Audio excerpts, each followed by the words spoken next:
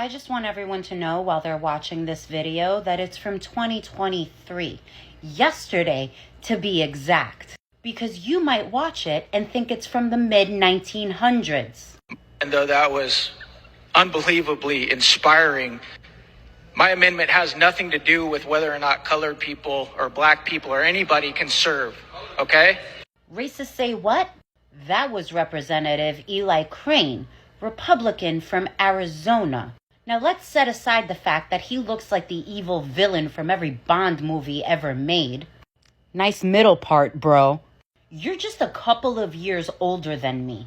The words colored people shouldn't be accidentally coming out of your mouth. It seems to me like you may throw it around a lot when referring to black people or other people of color. Immediately after him sticking his athlete's foot in his mouth, Representative Joyce Beatty, Democrat from Ohio, said this. I'd like to be recognized to have the words colored people stricken from the record. I find it offensive and very inappropriate. Is the gentlelady asking for unanimous consent to take down the words? I am asking for unanimous consent to take down the words of referring to me or any of my colleagues as colored people.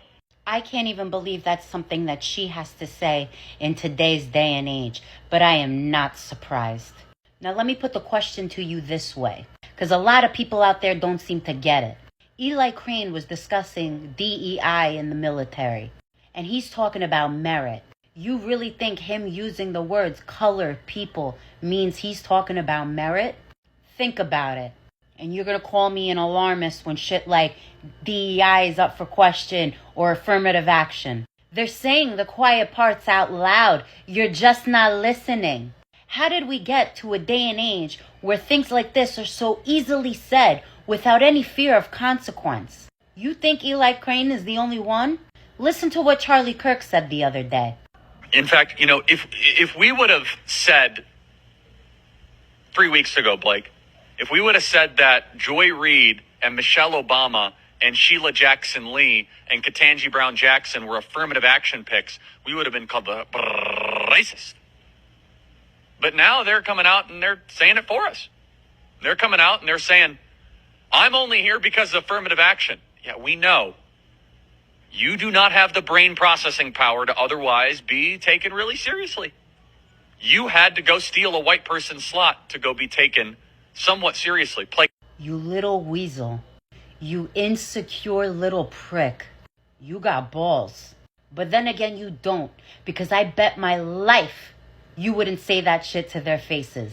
You were given wealth and privilege, you little. And you couldn't even graduate from community college. You dropped out. You don't have a degree.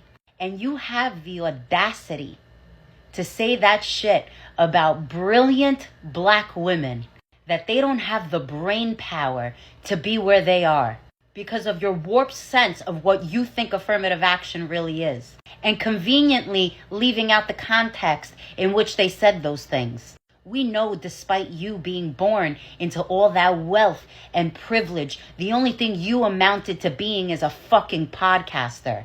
And that the only reason you think the way you do is because you were groomed as a teenager by a conservative old man from the Tea Party who was 50 years your senior. Yeah, we know.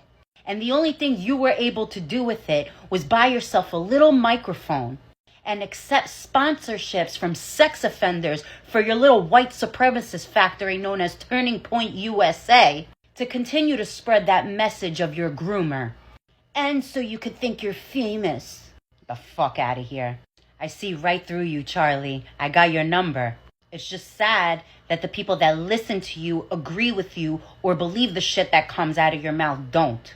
None of these conversations from the right, be it about DEI or affirmative action, is actually about fairness and merit. Not when it comes to shit like this. You could stitch that. Bye.